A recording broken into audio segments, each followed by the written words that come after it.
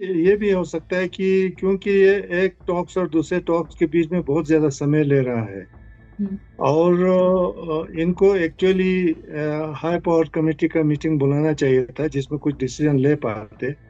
तो ये तो ऑफिशियल लेवल पर हो रहा है, तो हमें गवर्नमेंट ऑफ इंडिया हमें बिल्कुल सीरियस नहीं लगता है। हम्म। क्योंकि एक टॉक्स और दूसरे टॉक्स के बीच में कई महीने गुजर जाते हैं।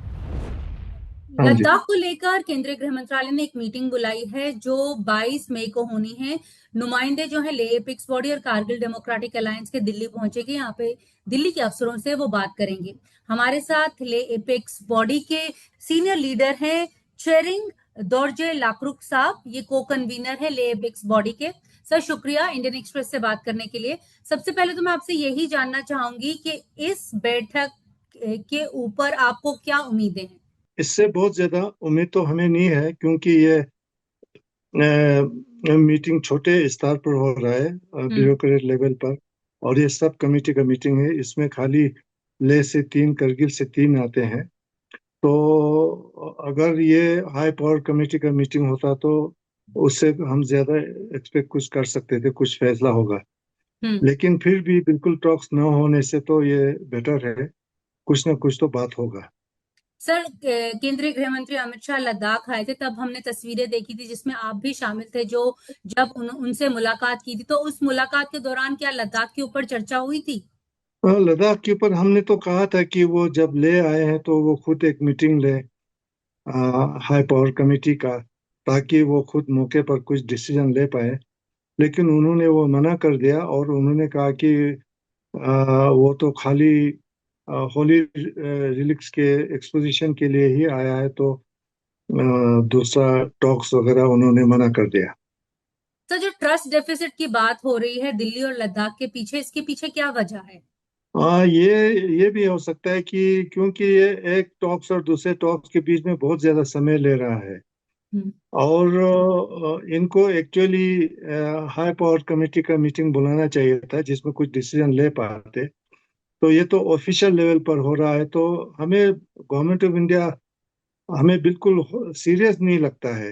हम्म। क्योंकि एक टॉक्स और दूसरे टॉक्स के बीच में कई महीने गुजर जाते हैं। हम्म। तो यही ट्रस्ट डिफिसिट का मेन वजह यही हो सकता है। हाँ जी। सर जब सोनम वांगचुक साहब को छोड़ा गया था, तब लद्दाख की तरफ से कुछ और मांगे भी सामने रखी गई थी, जिनमें उन लोगों की रिहाई का मसला था जो पिछले साल पकड़े गए थे जब वहां पर वायलेंस हुआ था। उस मुद्दे के ऊपर हाँ कोई जी। आगे बातचीत हुई केंद्रीय दिल्ली के साथ या केंद्रीय गृह मंत्रालय के साथ। हमने जो हमारा इससे पहले जो टॉक्स हुआ था उसके बीच में भी हमने ये मसला रखा था। वो हम्म। सुनाम के रिलीज होने से पहले का था। हम्म। तो ये तो मसला हम हमेशा उठाते हैं, हमारे 4 पॉइंट एजेंडा का ऐसा नहीं है।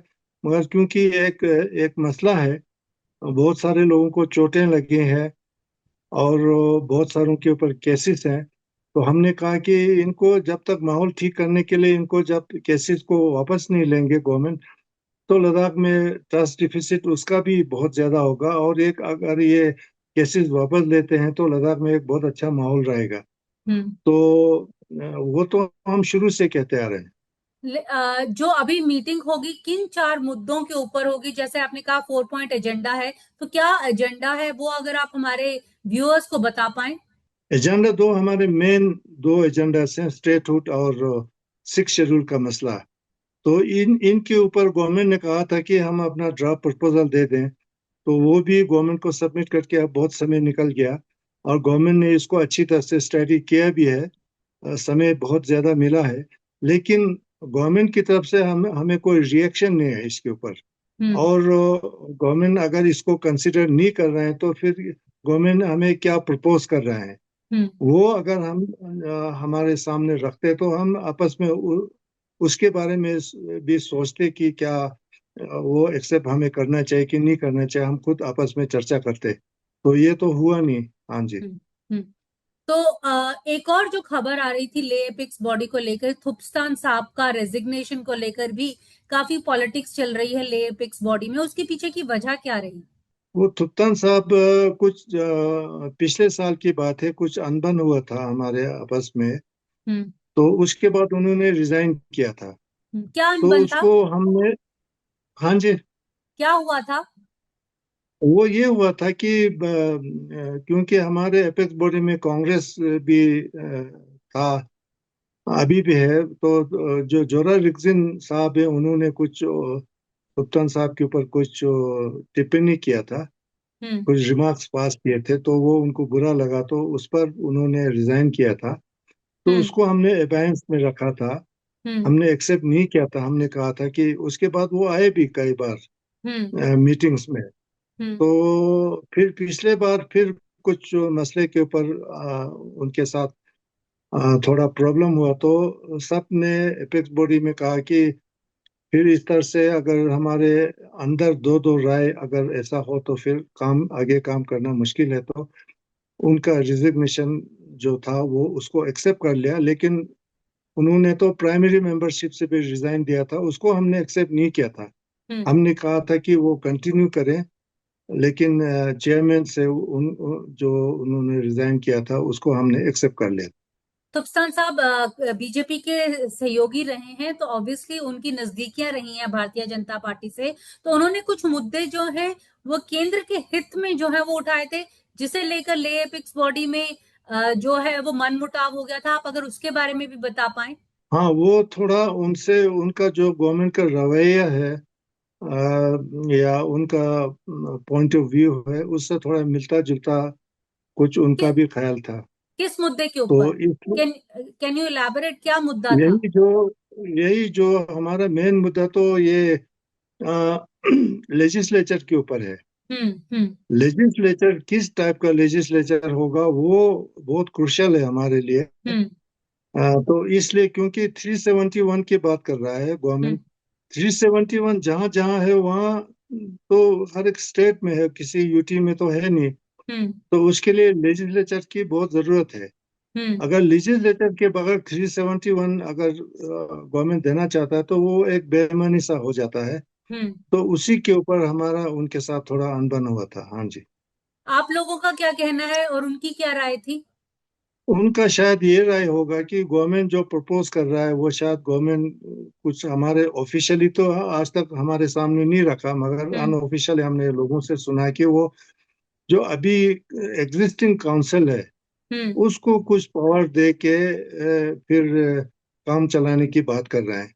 तो हम्म। फिर तो जो 371 है वो बिल्कुल मीनिंगलेस हो जाता है, हम्म। क्योंकि जहाँ जहाँ भी 371 है वहाँ लेजिस्लेचर है वो स्टेट्स में ही है। तो हम्म। हमारा कहना है कि उसके लिए उसको मीनिंगफुल बनाने के लिए हमें लेजिस्लेचर तो चाहिए।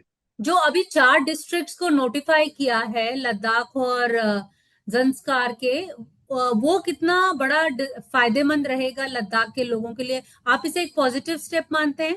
अब मेरे ख्याल से उसकी उसको तो अच्छा ही मानते हैं, क्योंकि खासकर जांस्कर और नुब्रा कुछ जगहों से इसके लिए काफी देर से डिमांड था लोगों का। हम्म। खासकर जो करगिल और नुब्रा है, करगिल डिस्ट्रिक्ट हेडक्वार्टर से जो जांस्कर सब डिवीजन है 240 किलोमीटर दूर है। हम्म। तो वो उनको प्रॉब्लम होता था, और विंटर में बीच में एक पास है तो वो बंद हो जाता है, तो हम्म। 6 महीना वैसे ही कट ऑफ रहता है डिस्ट्रिक्ट से। हम्म। तो वो तो बहुत जायज है। बाकी बाकी जगहों से भी, जैसे नुब्रा है, बीच में खरदोंगला है, तो प्रॉब्लम हो जाता है, कभी हेवी स्नोफॉल होता है तो कट ऑफ हो जाता है। हम्म। लेकिन अभी आज मैंने देखा गवर्नमेंट ने एक नोटिफिकेशन निकाला है हम्म। जिसमें ये कहा गया है कि जो लेह और करगिल के जो हम्म। हिल काउंसिल्स हैं, हम्म। तो वो जो पहले वाला हिल काउंसिल लेह करगिल में वही रहेगा, और डिस्ट्रिक्ट्स के जो हम्म। फाइनेंशियल और एडमिनिस्ट्रेटिव पावर जो है वो लेह और करगिल हिल काउंसिल के पास होगा। हम्म। तो उस तरह से तो ये बिल्कुल बेमानी सा हो जाता है, क्योंकि फिर उनको फंड्स के लिए या किसी स्कीम में उसको शामिल करने के लिए और उनके जितने भी काउंसलर्स हैं उनको ले और करके लाना पड़ेगा। हम्म। तो उससे तो कुछ हमें लगता है कि ज्यादा उनको फायदा नहीं होगा। और वैसे भी खाली एक डिप्टी कमिश्नर और एसएसपी का अपॉइंटमेंट करके तो डिस्ट्रिक्ट चलता नहीं है। हम्म। तो कम से कम डिस्ट्रिक्ट को चलाने के लिए जो हेड ऑफ द डिपार्टमेंट्स होते हैं, जो बहुत जरूरी है, एजुकेशन, हेल्थ, इस टाइप के डिपार्टमेंट्स का पोस्ट क्रिएशन होना चाहिए था। हम्म वो सारा नहीं हुआ है, तो हमें लगता है ये गवर्नमेंट बिल्कुल सीरियस नहीं जैसा लगता है। और आज का जो नोटिफिकेशन है वो तो उससे लगता है कि खाली नाम का डिस्ट्रिक्ट होगा। डिस्ट्रिक्ट तो हम्म उन्होंने 5 नए बनाए हैं। हम्म। तो आपको लगता है कि मतलब टेकन फॉर ग्रांटेड लिया जा रहा है लेह लद्दाख के लोगों को केंद्र सरकार द्वारा? बिल्कुल बिल्कुल, हमें जैसा लगता है कि बेवकूफ बना रहे हैं। हम्म तो ये तो इससे तो कुछ ज्यादा फायदा नहीं होने वाला है। हम्म। तो आप लोगों के पास ऑप्शन क्या है अब आगे का? मतलब जैसे अब मीटिंग तो करने जाना ही पड़ेगा 22 तारीख को। अगर उसमें कुछ जैसे जी आप हाँ कह जी। रहे हैं कुछ उम्मीद नहीं है, तो आगे का रास्ता क्या है आप लोगों का?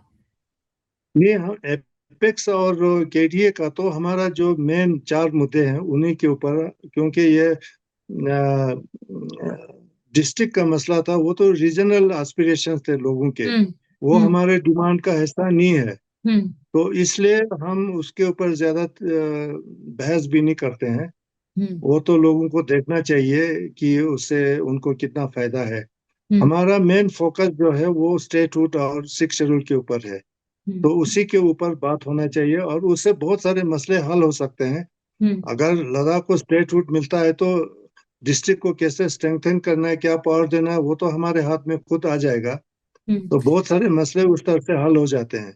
सर आपको याद होगा कि 1-2 साल पहले केंद्रीय गृह मंत्री ने साफ साफ मना कर दिया था कि स्टेटहुड की बात तो आप भूल जाओ। तो आपको क्या लगता है कि जब होम मिनिस्टर ने ही ये स्टेटमेंट दे दिया, तो उसके आगे बातचीत करना कितना फायदेमंद रहेगा?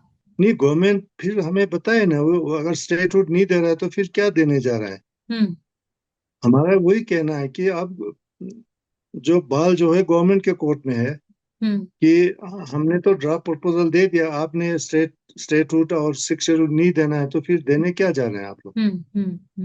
बिल्कुल। हाँ जी। आप लोग आप लोग लेफ्टिनेंट गवर्नर से भी बार बार मिलते रहे हैं। लेफ्टिनेंट गवर्नर की तरफ से आप लोगों को रीच आउट करने के लिए या कुछ अच्छी खबर सुनाने के लिए कुछ आपको बताया गया उनकी तरफ से, कि मतलब दिल्ली की तरफ से उन आपको कोई संदेश दिया जा रहा हो कि ये बातचीत कुछ अच्छा नतीजा लेकर आएगी? बातचीत के बारे में तो ज्यादा एलजी साहब के साथ हमारा इंटरेक्शन में बहुत ज्यादा नहीं हुआ है। हम्म पिछले बार हमारा एपेक्स और केडी का एक छोटा सा मीटिंग हुआ था उनके साथ। हम्म उसमें थोड़ा सा बात किया था हमने हमारे डिमांड के बारे में। तो उन्होंने कहा वो तो टॉक्स के लिए बुला रहे हैं, तो वहीं हम्म सब कुछ हमें बताना चाहिए। लेकिन एलजी साहब ज्यादातर डेवलपमेंट की बात करते हैं। हम्म हम डेवलपमेंट कराने जा रहे हैं, बहुत कुछ लद्दाख को पैसा ला रहे हैं, वो हम्म हमारा इशू है नहीं। हम्म डेवलपमेंट हमारा बिल्कुल मुद्दा नहीं है, वो लोगों को एक गलत फहमी है। हम्म डेवलपमेंट हम करना चाहते हैं अपने अपने हिसाब से। हम्म अभी जो हो रहा है, जो ब्यूरोक्रेट जो डिसाइड कर रहा है वही डेवलपमेंट हो रहा है। तो हम्म वो बिल्कुल हमारे जो लोगों के एस्पिरेशन से बिल्कुल अलग होता है वो। हम्म। तो इसलिए डेवलपमेंट जो है वो उसके ऊपर फोकस करके मैं नहीं समझता हूँ कि लद्दाख के लोग खुश होंगे। सर आखिरी सवाल, मैं दोबारा उन लोगों के वापस जाना चाहूंगी उस मुद्दे के ऊपर जो अभी तक जिनके ऊपर जो केसेस जो हैं वो चल रहे हैं। उसे लेकर जो हिंसा हुई थी, उसे लेकर जो जांच है, जांच कमेटी बनाई गई थी, उसके बारे में कुछ बात आगे बढ़ी है? जांच कमेटी बनाई गई थी कि एक रिपोर्ट दी जाएगी, कुछ कॉम्पनसेशन दिया जाएगा? हाँ, उसके ऊपर तो क्योंकि डिसीजन कमीशन ने नहीं दिया है। मगर इसमें ये हुआ है कि एक तो शुरू में सबसे एफिडेविट लिया था हम्म कि जो जो जिन जिन लोगों ने अपने आंखों से जो देखा है, हम्म और हमने कुछ वीडियोस वगैरह भी प्रोवाइड किए थे कमीशन को। और हम्म रिसेंटली जिन जिन लोगों ने डिपोज किया था कमीशन के सामने, उनको दोबारा बुला के फिर क्रॉस एग्जामिन किया था उन्होंने। हम्म तो वो भी अभी काम कंप्लीट हो चुका है। तो अभी हम इंतजार कर रहे हैं कि कमीशन क्या फैसला देता है, और किसको जो गोलियां चली थी यहाँ पर, और जिसको कि मजिस्ट्रेट ने बिल्कुल वहां से क्या कहते हैं हुक्म नहीं दिया था। हम्म तो उसके बारे में, और जो लोग मरे हैं इस वायलेंस में, तो उसको किसको जिम्मेवार ठहराते हैं कमीशन, वो देखना है अभी। आप लोग दिल्ली कब पहुंच रहे हैं और कितने लोग पहुंचेंगे? हम लोग 2 लोग ले से आएंगे, एक नेपाल में है हमारा, वो हम सारे लोग दिल्ली पहुंच जाएंगे, हमारे एपेक्स के 3 लोग पहुंच जाएंगे कल दिल्ली। फ्राइडे को कितने बजे मीटिंग है सर? मेरे ख्याल से 10 बजे है सुबह। सुबह। जी। सुबह। चलो, ऑल द बेस्ट सर। उम्मीद की जानी चाहिए कि कुछ तो अच्छी खबर आप दिल्ली से लेकर लद्दाख वापस जाएं। Thank you so much thank for you very speaking much. To thanks Indian a lot. Express sir. Thank you sir, thank you. Thank you.